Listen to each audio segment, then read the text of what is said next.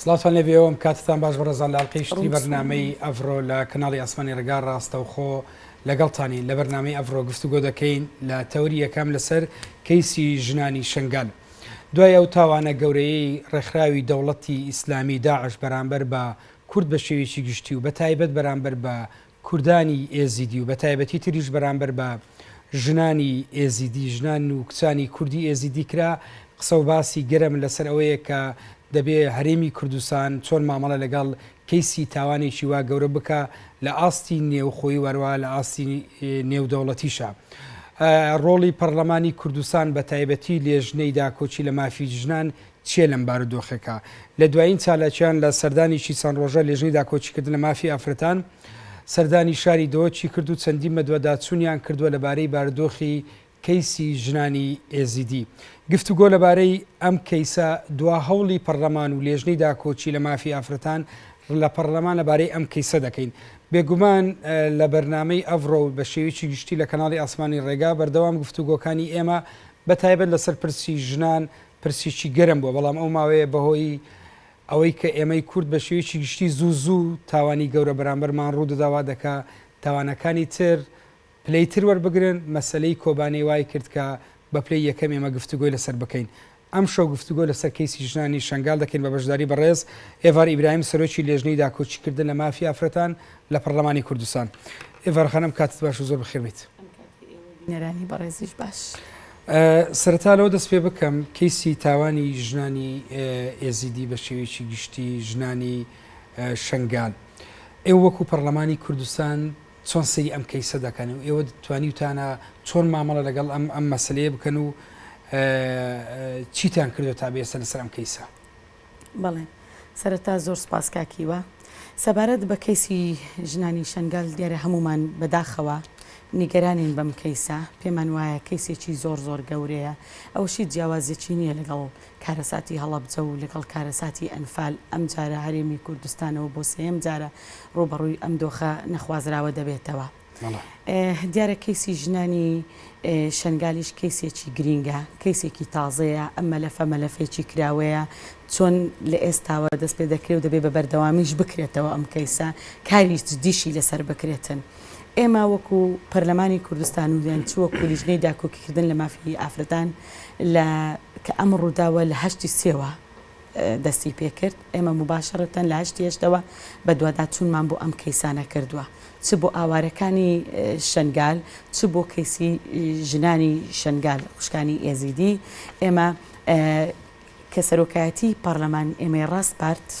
وەکو لیژنەی داکۆکیکردن لە مافی ئافرەتان و هەروەها چەند لیژنەیەکی معنی لەوانە لیژنەی مافی مرۆڤ، لیژنەی تەندروستی، لیژنەی کۆمەڵی مەدەنی. ئێمە بچوین بە دوواداچوونمان بۆ ئەم کەیسە کردو و چوونێتە سنووری دەڤەری دهۆک. خۆتان دەزانن شنگال لە دەستی تیرۆرستان بۆ نەمانتوانیوە بچینە ئەوێ، بەڵام سەردانی شێخان و دەوروبەری و شوێنی ئاوارەکانمان کردێ بە تایبەت خانکێ شاریە ئەو دەوروبەری دهۆک ئاوارەکانی ناو دهۆک بۆ ئەوی ئێمە لە نزیکەوە بزانین ئایا چەند ژن لە ژێردەستی تیرۆرستانن، چەند ژن بە کۆیلە کراون لەلایەن تیرۆرستانەوە. بەڵام بەداخەوە کە گەورەترین کێشەی ئێمە ئەوەیە هەتاکو ئێستا ئامارێکی دەقیق نییە، یعنی هیچ زانیاریەک ئێمە وەرناگرین لەسەر ئەو ئامارەی کە تاکو ئێستا چەند ژن لە ژێردەستی تیرۆرستانن. بەشێکیان دەڵێن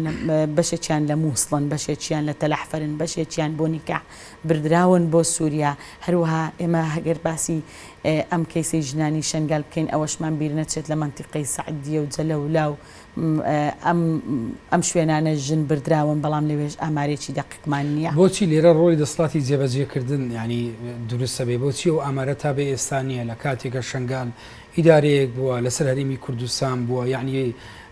ژماری دانیشتوانی دیار بووە، ئێستا دیارەکە چەند ئاوارە بوونە. ئێوە چاتەن لەگە دەسڵاتەکانی تری هەماهەنگیان دەسڵاتەکانی ئەو ناوچێ ئێوە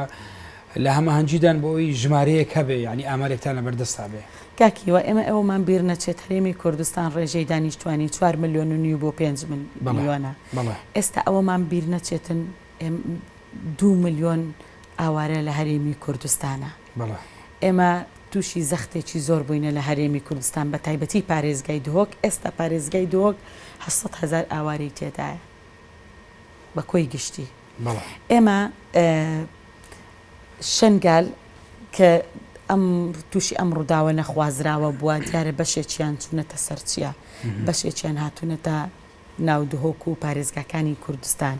دیارە ئەوانیش زۆر بووینە تەنها زیاتر لە 120,000 خەڵک بەس لەسەر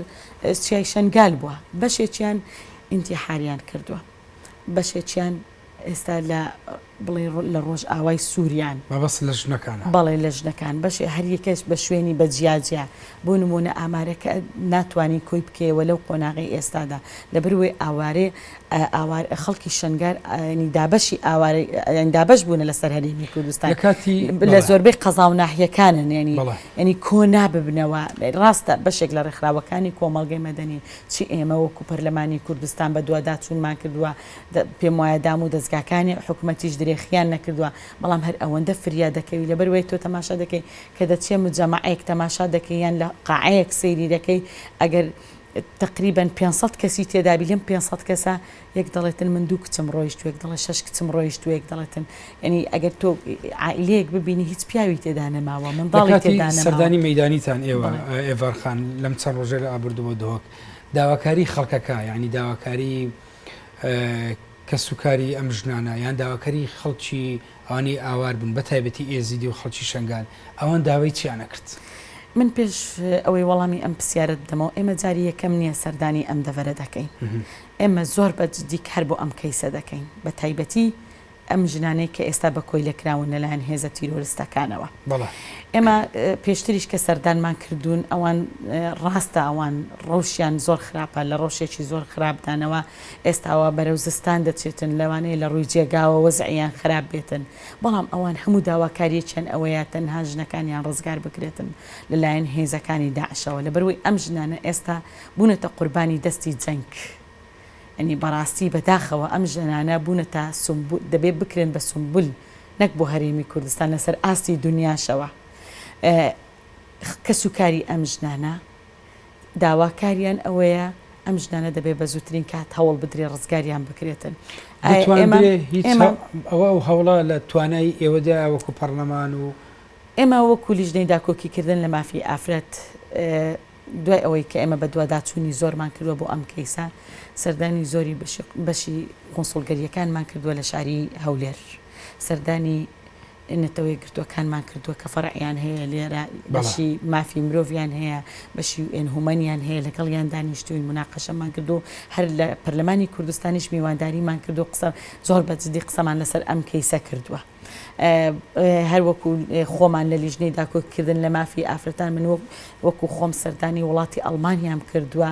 ئەم کەیسەم بەجددی ئیشم لەسەر کردووە لەگەڵ کۆمەڵێک هەواڵانم لە هەرێمی کوردستان لە بەشێک لە ژنانی ڕێکخراوەکان کارمان بۆ ئەم کەیسە کردووە ئەم کەیسەمان بردوتە پەرلەمانی ئەڵمانیا هەروەها نامێکمان ئاراستەی سەرۆکی حکوومەتی ئەڵمانیا کردووە لە ڕێگەی نێودەوڵەتیەوە کارمان بۆی کردووە بەڵام هەر ئێستا ئەوەش ناکاتە ئەوەی کە جارێ بڵێ هیچمان کردبێتن ئێستا ئێمە وەکو پەرلەمانی کوردستان وەکو لیژنەی داکۆکیکردن لە مافی ئافرەت دەبێ حەلێک بۆ ئەم کەیسە بدۆزینەوە چارەسەریەک بۆ ئەم ژنانە بدۆزینەوە لایەکی تریش ئێستا بەشێک لە ژنانەوە هاتوونەتەوە پێشۆی بێمە سەرەوە لەو ماوەیە ئێستا وەفدێکی حکوومەتی هەرێمی کوردستان لە دەرەوەیە بەسەر مەسلەی باڵێن پرسی بە ئەو جینۆسایدی بەرامبەر بە کورد کراوە چۆنێتی بە جینۆساید ناساندنی ئێوە هیچ هەماهەنگن ئاگاداریەکی ئەو وەفدەی حکوومەتن ئێمە تەنها لە ڕاگەیانەکان بینیمانە کە دەستیان خۆش بێکارێکی باشیان کردیە پێم وایە ئەو وەفدەی کە ڕۆیشتون معنین بەم کەیسە بەعام بە کەیسی ئەنفالەوە معنین ببوورە کەیسی شنگالەوە معنین بەڵام تەسەور ناکەم ئەوان بتوانن بە تایبەت قسە لەسەر کەیسی ژنان بکەن لەوانەیە بەگشتی قسە لەسەر ئەم کەیسە بکەن لەسەر ڕەوشی ئاوارە بکەن لەسەر ڕەوشی شنگال قسە بکەن لەوانەیە بەشێکیشی تەوەرێکیشی لەسەر ژنانی شنگال بێ بەڵام بە تایبەت نەچوون بۆ کەیسی ژنانی شنگال ئێمە تەنها لە ڕاگەیانەکان بیستومانە ئومێد دەکەین تا ئەو کاتانی لەوێن کاری جددی بکەن بدەن پێویست نەبوو پەیوەندیەک لەگەڵ ئێوە هەبی بە تایبەتی لەسەر مەسلەی ئافرەتان و ئێوە لێژنەیەکێ لە پەرلەمان یعنی هەما هەنجێکە بیلۆبارەوە ئێمە لە کاتی پشووی پەرلەمان خۆتان دەزانن ئێمە بۆ ماوەیەک پشووی پەرلەمانمان بۆ ماوەی مانگێک پشووی پەرلەمانمان درێژ کردەوە هەر کاری مەیدانیمان کردووە لە بەروی دۆخێکی ناسەقامگیر بوو لە هەرێمی کوردستان بەردەوام سەرقاڵی ئیشوکار بووین بەشی زۆری لە پەرلەمانتارەکانمان هەمومان لە دەڤەری بادینان بووینە بۆ ئەم کەیسە دانیشتێکی تایبەتمان کرد بۆ ماوەی 13 سەعات گفتوگۆی پەرلەمان لە دانیشتێکی داخراودا ئێمە چەند ڕاستپاردەیەکمان دەرکرێت کە لەو ڕاستپاردانە دەبێت ئێمە بە زووترین کاتەوەڵ دەین ئەم ژنانە دەبێتن هەوڵ بدرێتن ئەم ژنانە ڕزگاریان بێتن لە دەستێزەکانی داعشەوە دوای بڕیار دراتن پەرلەمانی کوردستان هەم دام و دەستگاکانی حکومەت بە تایبەتی ئەو موسسانەی کە معنین بەم کەیسە بەیەک و بە هەماهەنگی بتوانن ئیش بکەن زۆر باش ببوورە قسە لەسەرەوە کرد بێنە سەر ڕۆڵی با بڵێن ئەو ژنانی کە هەندێک لەو ژنانە ڕزگاریان بۆ لە دەست تیرۆریستانی داعش ئێستاوان بێگومان لەلایەکە ڕەنگە بەهۆی ئەم بارودۆخە کۆمەڵایەتیە دواکەوتی لە کۆمەلگایە بە جۆرێک سەیریان بکرێ تەنانەت بەهۆی مەسەلە دینیەکانیش ئەمان لێرە بە چەندین جار ینی ئەوان قوربانی بارودۆخێکن ئێوە چۆن مامەڵەتان لەگەڵ ئەوان کردووە چۆن ینی ئەوانە دەبی چۆن مامەڵەیەکیان ئەگەر بکرێ بۆی جارەشێت لە کۆمەلگا قبول بکرێنەوە و ئەم زەبرە دەرونی کە لەسەریانە ڕاست بکرێنەوە ئەم ژنانە سمبولن ئەم ژنانە بوونەتە قوربانی دەستی جەنگ ئەوانە بوونەتە ڕەمزی شەڕەف بەڕاستی شانازین بۆ ئێمە من وەکو خۆم وەکو ئێواری براهیم شانازی بەم ژنانەوە دەکەم لەبەروەی لە کاتێکدا ئەم ژنەکە لە بەشێکی کچان و ژنان لە ماڵەکەی خۆیان بوونە هاتوون هێزێکی تیرۆریست دەرگایان لێگرتوون لە بەرچاوی ئەم ژنانە براکانیان مێردەکانیان سەر بڕیون ڕێژنە گول لە بارانیان کردوون اینجا هاتوون دەستیان بەسەرداگرتوون بۆیە ئەم ژنانە دەبێتن ببن بە ڕەمزێکی گەورە ئێمە هەمومان پشتیوانی لەم ژنانە بکەین بەڵام بەداخەوە ئەم ژنانە ئێستا لە بارودۆخێکی تەندروستی زۆر خراپدا ژمارەیان چەنە ژمارەیەکی دقیقی ئەو ژمارانی کە گەڕاونەتەوە با بڵێن ڕزگاریان بۆ بەپێی ئەو زانیاریانی من دەستم کەوتووە ئەوانەی من خۆم تا ئێستا بینی و من زیاتر لە سی ژنم بینیوە لە نزیکەوە بینی و من ئەوان چۆن باسی ئازارەکانی خۆیان دەکرد و باسی چیان نەکرد کە دەوڵەتی ئیسلامی چۆن ماڵی لەگەم ژنانە کردووە بەداخەوە ینی خۆت دەزانی ئەوانە هاتوون تیرۆرستن دەبێت تیرۆریست چ ڕۆڵێکی هەبێتن بە تایبەتی بەرامبەر بەم ژنانە پێدەچێ ڕۆڵی خراپیان بەرامبەر بوون ئەنی من نمونەیەکرد بە باز دەکەم یەکێک لەم ژنانە باسی ئەوەی کردووە دەڵێتن من لە ماڵەکەی خۆم بووم لەگەڵ خوشکێکی کەمەندامم هەبووە ئێمە چوار خۆشک بووینە دایک و باوچیان نەما و تەنها دایکێکی زۆر بە تەمەنیان هەبووە زاواکەیان و براکەیان لە ماڵ بووە دوای ئەوەی زاواکەیان و براکەیان بردووتەوە دەرەوە لە پشتی ماڵەکەیان گوێیان لە دەنجی گولە بووە لە بەرچاوی ئەوان دوای دەدەقەکە هەر بڵێ تیرۆریستەکان بردویانن سەیریان کردن زاوایەکان و برایەکەیان کوشتون دوای ئەوەی کە کوشتون بردویانن چاویان بەستونەتەوە بردووتیان لە یەکێک لە مەکتەبەکانیان داناون دوای ئەوەی وتی یەکێک باسی ئەوەی کردوتی ئێمە بۆ ماوەی 3 ڕۆژ لە تەلاح فەرماینەوە دوای ئەوەی کە لە تەلاح فەرماینەوە ئێمە ئەم بردوتە یەکێک لە قاعەکانی مووسڵ دواتر لە قاعەیە گواستیانەوە بۆ خانوێکی گەورەی 3 تابقی دوای ئەوەی بە ئارەزوی خۆیان بە دەیوت لایتی مۆبایلیان پێدەکرد شەوان بە ئارەزوی خۆیان ژنانیان دەست نیشان دەکرد ئایا چێ بە هەڵیان بژێرن بیان بن هەر ئاوایان دەکرد دەگوت ئەو خانووی کە ئێمە تێدا بووین زیاتر لە 350 ژنی تێدا بووە ئێستا هیچ تەوسیەکەیە بۆی مامەڵە لەگەڵ ئەوانە چ مامەڵەیەک بکرێ ینی ئێوە هیچ ئاگدارن هەماهەنگێکەیە کە ئەمانە چۆن لە ڕووی دەرونیەوە و چه هاوکارییان بکرێ پێویستیان بە چه هاوکاریەکە و کەسانە بڵێ ئێمە 19 میوانداریمان بۆ ڕێکخراوەکانی کۆمەڵگەی مەدەنی کرد و کولیژنەی ژنان لە پەرلەمانی کوردستان ڕێکخراوەکانی کۆمەڵگەی مەدەنی ژنانی لایەنە سیاسیەکان دام و دەستگاکانی حکومەت کە معنین بەم کەیسە میوانداریمان کرد ئێمە گفتوگۆ بکەین سەبارەت بەوەی ئێمە هەمومان بەیەکەوە چی بکەین بۆ ژنانی شنگال بەڕێ سەرۆکی پەرلەمان لەم گفتوگۆیە وتەیەکی بوو دوای وتەی بەڕێ سەرۆکی پەرلەمان ئەو میوانانە کران بە 3 گروپ یەک گروپی یەکەمیان ئەرکی پەرلەمانی کوردستان چی بێت سەبارەت بەم کەیسە گروپی دووەم ئەرکی دام و دەستگاکانی حکومەت چی بێ گروپی سێم ئەرکی